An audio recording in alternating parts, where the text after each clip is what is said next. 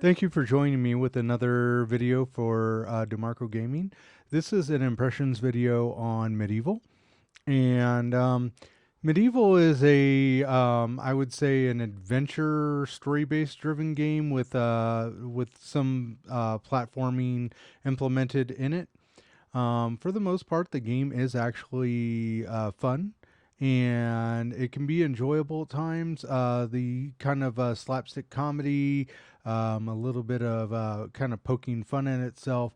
Um, the issues that I had with it was a lot of minor stuff. You're going to notice that this, although it is a kind of a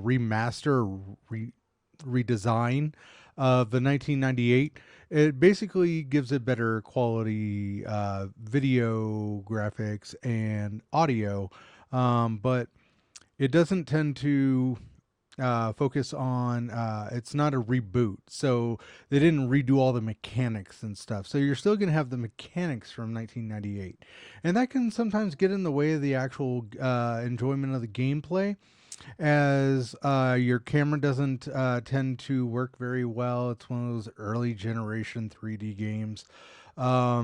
It also has kind of a um,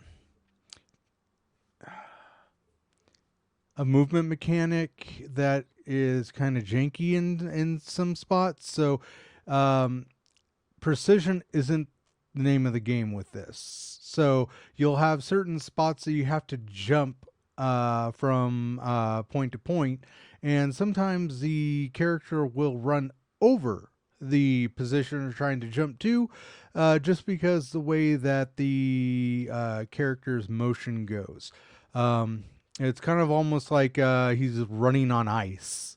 Is almost the kind of feel you get to it. So for the most part, the puzzles aren't really that hard. I'd say about 90% of them you'll get just automatically.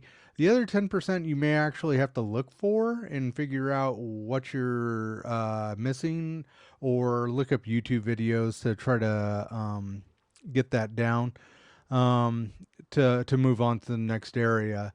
Uh, so all of your weapons and stuff are locked behind what they call chalices, which are um, kind of a an upgrade mechanic that is based on your ability to clear a level.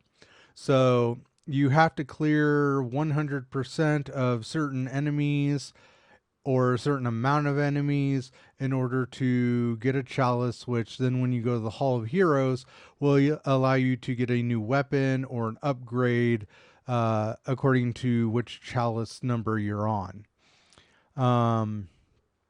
So eventually, playing through the game, I ended up stopping at the ghost ship.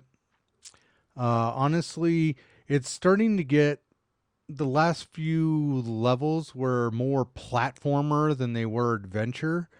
And being that this is an older style game, it's not very much fun to try to do these. You can't see the enemies coming. You can't see the mechanics that you're trying to dodge. There are areas where you have to do a jumping mechanic, and you can't adjust the camera, so you can't see where your character is going to land or anything. They don't have a shadow that grows or something that kind of shows where your character is going to land in, like they do in more up to date Mario games and stuff like that.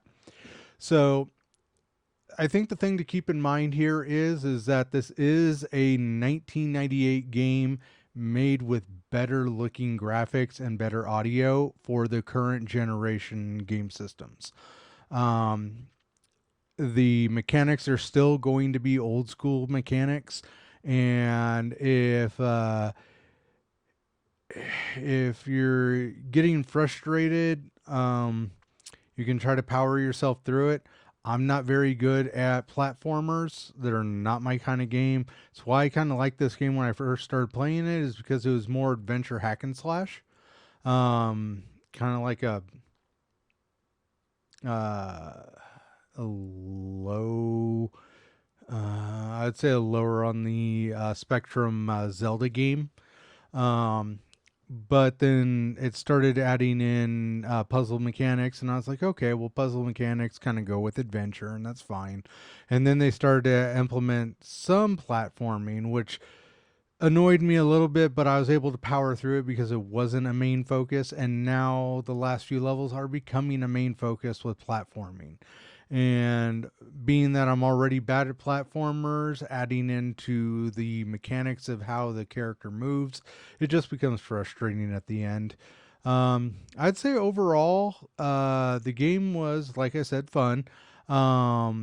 I enjoyed the puzzles. I enjoyed the storyline kind of behind it. It was kind of um, shallow, but it was still a good storyline to play through.